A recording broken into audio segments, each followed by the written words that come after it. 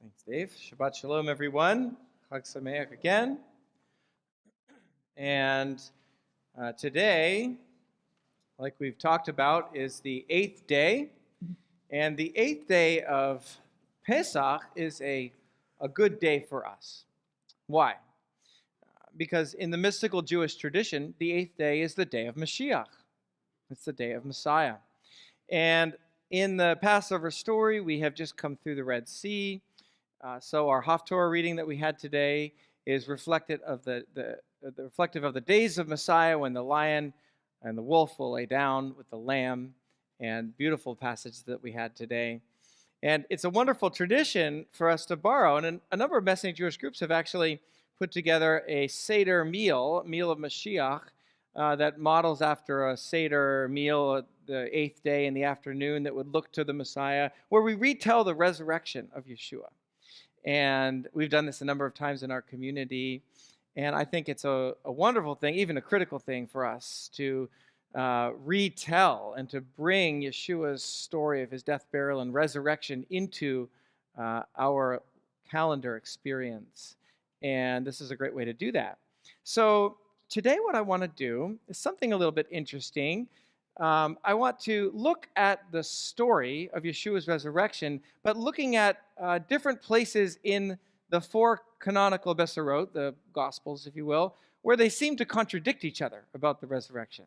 And let's tell the story through what might be contradictions and see what this looks like. So what do I mean? Each of the 4 Besorot is good news. That's what gospel means too. They capture a different perspective on Yeshua's resurrection.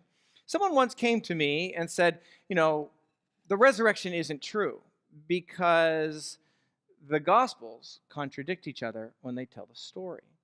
And then they shared with me an impressive document of over 20 different contradictions that was posted online by a famous anti-missionary named Tovia Singer, whose life mission seems to be, according to the website, to challenge the Messianic Jewish community. Interesting. So I have a life value where I like to tackle hard things. So what I did was I decided to took this table of error, as he called it, and look carefully at each claim and kind of unpack each claim. And I made a chart, another table, and addressed each potential contradiction and whether or not they would come together and how they all, how the whole thing comes together. And it was a great study. It was wonderful. And first I discovered that he had made some mistakes, glaring mistakes, like in terms of a cursory reading of the text. And then I found out that not only do all of these harmonizing come together, but these subtle distinctions actually make the story come alive. So let's start with a few basic principles that we need to understand, and then we'll go into some of these different things. And you've probably heard of some of them, and some of these might be new, things that you haven't picked up on yet. So at least they were for me. So, okay, a few principles. First of all, when we're looking at and reading these 4 different narratives, if you put them all together, different people will share eyewitness testimony in unique ways, of course.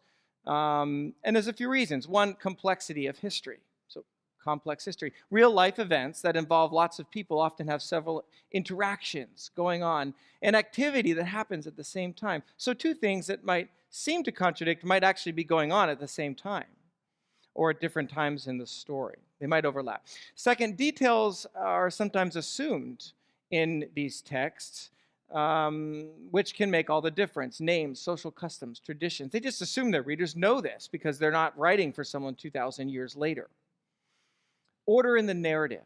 This is another mistake we sometimes make. We should not assume that everything is in chronological order in the Besorot. That's a modern writing technique that was not always true of ancient documents. So they might arrange the order of the story within the story based on different emphases or a relationship that they're following and tracking, and it might go back and forth in time. Third, compression in the narrative. So what does that mean?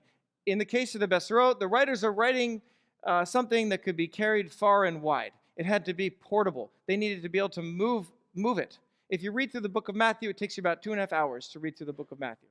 Well, it covers over 3 years of history. So there's a lot of compression going on, and we see larger complex events being summarized in a verse or 2. So clearly, they're not telling you the whole story. Each writer had to choose, I think very carefully, details based on their purpose, based on their audience, and the questions that they're trying to answer when they're writing their story. Lastly, consistency.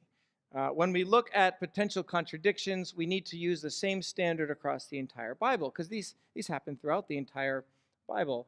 And what this fellow Tovia Singer does is he's an Orthodox Jew who works hard to harmonize seemingly contradictory passages in the Tanakh. This is what Judaism does. If there's one detail in one book that's different from another book, we always try to find out why. And how could they possibly come together? And the ancient Midrash do this very well by filling in the gaps and telling all kinds of different stories. Because every letter of the Torah is authentic, and it all has to come together. So this is a Jewish value. So we need to take that same value and bring it over to the Besorah. We can't look at it with a different eye. Okay, we don't need to know exactly what happened, but we do need to be able to have a reasonable way, I think, where these texts can come together, and this is honesty in our study. Okay, so this is an interesting one. Quiz question. Did Yeshua drink while he was on the cross? Did Yeshua drink while he was on the cross? Okay, Tovia's claim. Matthew says yes, he drank wine mixed with gall. Well, Mark says no, he was offered wine mixed with myrrh, but didn't drink. Then Luke says he was offered sour wine, but doesn't tell us whether he drank or not. And then John comes in and Yeshua actually says, I'm thirsty, and they offer him sour wine, and he drinks. Okay, so that looks pretty compelling, right, on face value? Well, Tovia makes a mistake. Both Matthew and Mark actually tell us at the beginning of the crucifixion that the guards offer Yeshua wine with gall or wine mixed with myrrh. They mean myrrh. They mean the same thing. Gall means bittered wine, and myrrh is what was added to the wine to make it bitter. It was used for pain relief. Whether it worked or not, I don't know, but the idea was a little bit of pain relief. Mark simply says he refused to drink.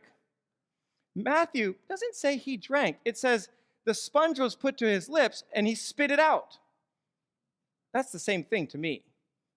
There's no contradiction. Now, what about John when Yeshua asks for sour wine and he drinks? What Tovia misses here is that Yeshua's time on the cross was 6 hours long, and a lot happened during this time. In Matthew and Mark, the guards offer wine with myrrh in the beginning for pain. Yeshua refuses. Then if we read John carefully, when Yeshua asks for a drink in John, it's at the end of the crucifixion, 6 hours later. Here, it's a totally different scene and a totally different drink. Yeshua sees a jar of sour wine that the soldiers were drinking themselves. This is not the same drink that Matthew and Mark tell us about. This is more like cheap wine that's been stale and left out and tastes a little bit like vinegar. And this is what they had there to drink and make the day go easier. So Yeshua asks for a drink just before he utters his last words on the cross. Perhaps he needed to drink so that he could speak because his mouth was too dry. This is complex history. So an intense 6 hours of trauma compressed into a few verses. And so what Tovia sees as a contradiction actually gives us remarkable detail into what happened. Okay, let's go on. There's a few of these. What day was Yeshua crucified? Okay, this is a big one. We've talked about this a little bit at the Seder, so I'll just touch on it briefly. Matthew, Mark, and Luke clearly say that it was the first day of Passover. John, however, says it was the day of preparation before Passover. What do? Well, when we dig deeper, we find that there were multiple calendars used by different Jews in the first century. Actually, there were multiple calendars, not just two. And Jews from Qumran, the Essenes, and some Galilean Jews used an ancient Israelite calendar that they felt was from the pre-Babylonian exile and more authentic. It was actually a sunrise to sunrise calendar, and it calculated the beginning of the new moon slightly differently than the Jews of Judea who were operating in the temple, who were using the after Babylonian exile calendar. And so the Jews from Qumran and Essenes were critical of the Judean leadership, and one way they could protest was by holding on to their old calendars. It reminds me when Rain and I traveled in Central America, and we'd go to one town, and you'd say what time it is, and someone would say it's 5 o'clock, and then someone else would say it's 6 o'clock. And the reason was the government put restrictions and changed the time, like daylight savings thing, but the people didn't like it because it meant more work hours for them. And so they reacted against it by not using it. so you never knew which time the bus was actually going to leave. It's similar. It'd be similar today. We celebrate the 8th day as the 7th day. It's the 8th day. It's a similar idea. Or the church, the Roman church that celebrates Easter, and the Greek Orthodox church that celebrates it on a different day because of different calendars. Okay, in 33 CE, the two calendars were 2 days apart from one another. So Matthew, Mark, and Luke record Yeshua observing Passover on the 14th of Nisan according to the ancient Israelite calendar on Wednesday. Yeshua is betrayed in the garden Wednesday night. The rooster crows, and which is actually interesting because it might have been a trumpet call to change the guard that they called the cock's crow rather than an actual rooster, but that's another story. And that's around 3 a.m. is when that happens. And then at dawn, Yeshua begins his trial, but it's an all-day trial, a little different than the traditional scene. He moved around, has 2 trials throughout the day on Thursday. Friday morning is brought to Pilate, back to Herod, back to Pilate. Pilate sentences Yeshua to crucifixion. He dies on the cross before the Great Shabbat, both Friday evening and the Passover of the Judean calendar that begins that evening. So, that's according to John's reckoning. And John always kind of stays with the Judean, the Iudaioi system of counting, whereas Matthew, Mark, and Luke tend to be more traditional in what they write. Okay, well, what about the time? What time was Yeshua crucified? This brings another interesting point that he makes up. Mark says that he was crucified around the 3rd hour, but John says Pilate presented him around the 6th hour. How could this be? Well, it turns out that Matthew, Mark, and Luke use the traditional Jewish method of counting time. Jews generally measured from the time of sunrise onward. So the 3rd hour is the 3rd hour after sunrise. If that's at 6, then it's 9 o'clock. John, however, uses the Roman method of counting throughout his entire gospel. The Roman method begins like we do, from midnight. So the 6th hour is 6 a.m. It would be normative for John to use the Roman system because everyone used it. And it's also congruent with Matthew, Mark, and Luke using a more traditional system, while John went with a more modern system. So rather than contradicting, these things all line up. Pilate gave Yeshua a sentence and said, "Behold your king," just after 6 a.m. Then he's led away to be crucified, carrying his cross. Simon is called in to help. The process takes time, and Yeshua is up on the cross around 9 a.m. in Mark. Comes together. And then Matthew and Luke both come in and tell us that darkness falls on the land around 12. He dies around 3. Joseph is given permission to take his body into the tomb that he owned, and Nicodemus brings 100 pounds of spices and anoints him for burial when the women watch. He rolls the large stone over the tomb just before the Great Shabbat. Now, this one's really interesting. What were Yeshua's last words dying on the cross? That's a quiz. What were Yeshua's last words dying on the cross? Okay, Tovia writes this. He says that Matthew and Mark record Yeshua saying, "Eli, Eli, lama sabachthani, my God, why have you forsaken me?" But Luke records Yeshua as saying, "Father, into your hands I commit my spirit." And then John says, "It is finished." Well, which one is it? Tovia makes a mistake. In Matthew and Mark, Yeshua says, "Why have you forgiven me?" before he drinks the sour wine and speaks his last words. Matthew actually says that he cries out again with a loud voice after he said those words. He spoke again, he just doesn't record what it was. And then he dies. Luke records Yeshua's words after he's given sour wine. "Father, into your hands I commit my spirit." And John, whose emphasis is on his prophetic role, tells us, "It is finished." So what's going on here is compression of real complex history. So none of these Gospels claim to have said everything that Yeshua said during the 6-hour-long time of the crucifixion. If they all said the same thing, don't you think that Tovia Singer would just say that they're all copies?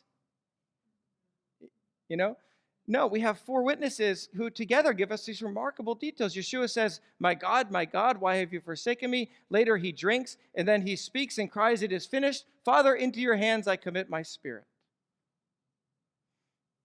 Spices. Let's talk about spices. When did Miriam prepare the spices for Yeshua's burial? In Mark, Miriam prepares spices after Shabbat was over. In Luke, Miriam prepares spices before the Shabbat started. In John, Nicodemus prepares spices, not Miriam.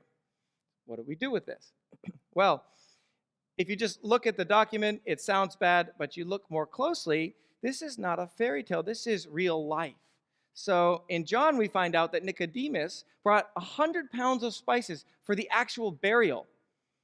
And that's why Miriam and the other woman, according to all of the accounts, they watch the burial, but they don't bring spices to the burial because Nicodemus was bringing them. Instead, what we find out from Luke is that the women then prepare their own spices after the burial and just before Shabbat. So they go home and they prepare what they have for their spices because they want to bring them on Sunday morning to honor Yeshua themselves.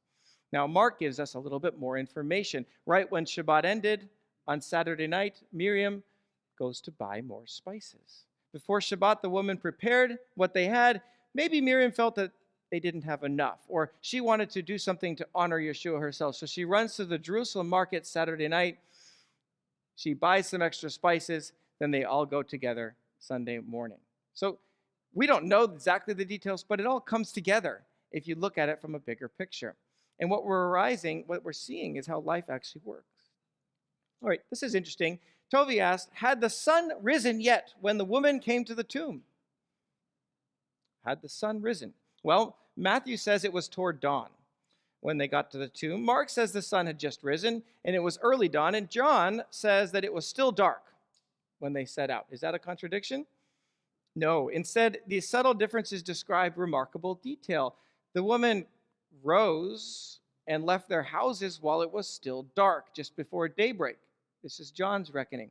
But in real life, they have to walk a distance to the tomb. We'll talk about that in a minute. They arrive at the tomb at first daybreak, Matthew and Mark. This is not a contradiction. How many days in the tomb? He makes a big deal of this. He's really picking up on a Hebrew roots movement teaching that says that Yeshua could not have been crucified on Friday because he had to be full 24 hours in the tomb for 3 days. And so it couldn't be just Friday, Saturday, Sunday like that. But this is not so. And he should know this. In the Jewish reckoning, an event which happens on a day is considered day one, regardless of when it occurred on that day. This is how we count Brit Milah, circumcision.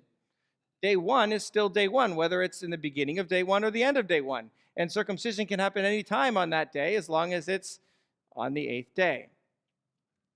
So Yeshua is born, circumcision and born. Yeshua is in the tomb on Friday before Shabbat day 1. He rests on Shabbat day 2, and he is risen after Shabbat day 3. Let's pull these together and close. There was a whole bunch of others on the document, but these are, I can send it to you if you're really interested. Let's close with Yeshua's resurrection and the details of his resurrection, because this is very powerful. So Tovia Singer's document raises these 3 concerns. Who actually came to the tomb in the morning? What did they see? And who sees the resurrected Yeshua first? In Matthew, Miriam Magdalene and another Miriam come to the tomb. There had been an earthquake. The stone was rolled back. The Romans' guards were like dead men in fear, he says. Matthew describes an angel on the stone who said, "Do not be afraid. Yeshua is not here. He's risen." Mark also tells us that Miriam Magdalene and Miriam went to the tomb, but he adds a detail that the second Miriam was the mother of James, and that another woman named Salome joined them to anoint Yeshua's body. They also saw that the tomb was open, the stone rolled away, and Mark records that the woman saw an angel inside the tomb, a young man dressed in white who tells them that Yeshua is risen. He instructs the disciples to go to Peter. Luke gives us even more information. He mentions Miriam Magdalene, Miriam, mother of James, and adds Joanna. And then he says, and other women with her, implying that there was a large group of women.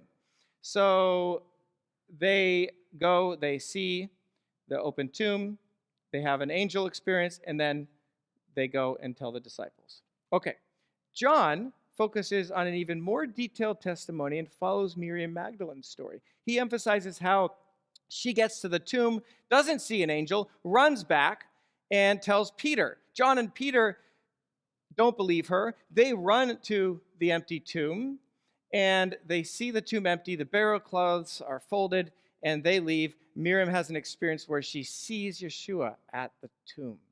and then she clings to him and weeps for joy. Contradictions?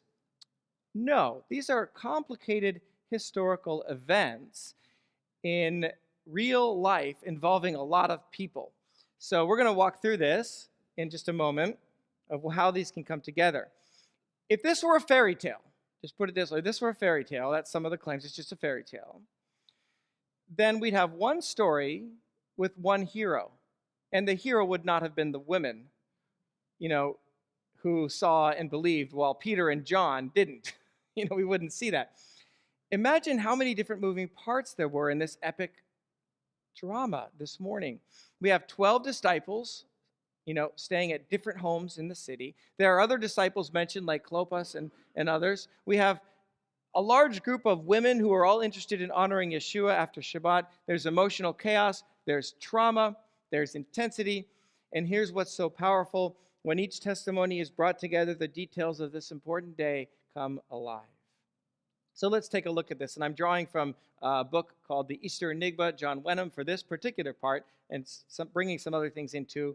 But let's walk through this. So if you can see on the slide there's Bethany, Peter's house, and the garden and the tomb up there. There's the Geneth gate and the Ephraim gate.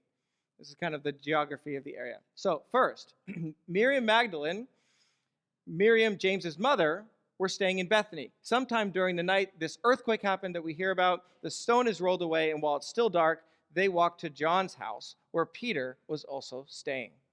2. Salome joins them at John's house. Because the women were going to do the anointing, they go alone, and they leave Peter and John, and perhaps some others in the house. The women enter the garden through the Geneth gate. The woman entered the tomb and find the stone is rolled away and it's empty, but no angels yet. 3. Miriam Magdalene is so shocked that she runs back. She leaves the other women, runs back, and tells Peter and John while the other 2 women stay. 4. Just as Miriam leaves the garden, Joanna and the other woman enter through the Ephraim gate. They were staying at different homes in the city. They meet Miriam, James's mother, and Salome in the garden, and as they look on the tomb, they see the angels who tell them that Yeshua is risen and instruct them to go and tell the disciples. Okay, scene 5. While the angel is speaking with the woman, Miriam Magdalene gets back to John's house and tells Peter and John that the tomb is empty. She guesses that someone stole the body because she didn't see the angels, remember? And note that even though John only tells us about Miriam Magdalene, he records what she said as, "We saw the empty tomb, but she's alone." So clearly, John knew about these other women. And I wonder if he knew that the other parts of the story were told in the other Besorah, the other documents already. So I'm going to tell this part because this is the part that I was there for. So he gives this experience. This follows John's account. Peter and John then run to the tomb to investigate, and Miriam follows, but she follows behind at a slower pace, crying. Scene 6. We jump scenes again. While Peter and Joanna and Miriam are traveling back to the tomb, Joanna and Salome and Miriam, mother of James, and the other woman all leave the garden through the Ephraim gate and walk on the road to the city in order to find the other disciples, as they were told, who were not with Peter and John. Remarkably, Yeshua himself appears to the women on the road. Miriam isn't there. Meanwhile, John outruns Peter and then arrives to the tomb first. He sees the linen burial cloth folded up, and the tomb is empty, and he marvels. Then Peter catches up with him out of breath and looks in, and it says that he believed Miriam's story that the tomb was empty. Scene 6. Miriam finally arrives, but Peter and John are discouraged. They go back home. Miriam lingers at the tomb to weep.